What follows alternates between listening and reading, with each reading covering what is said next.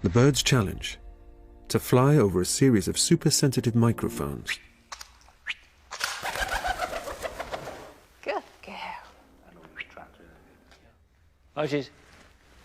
Mo.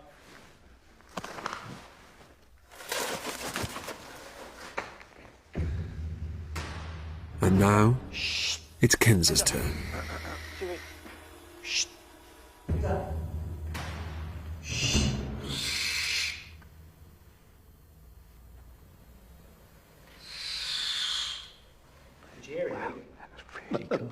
No, nothing at all. Absolutely quiet.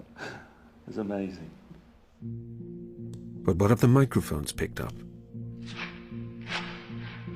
The decibel waveforms show the sound being generated by the birds in flight.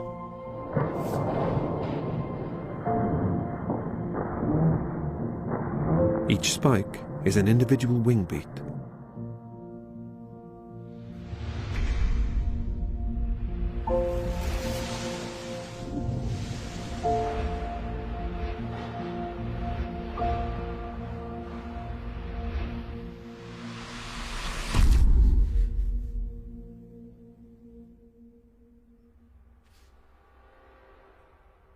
But with the barn owl,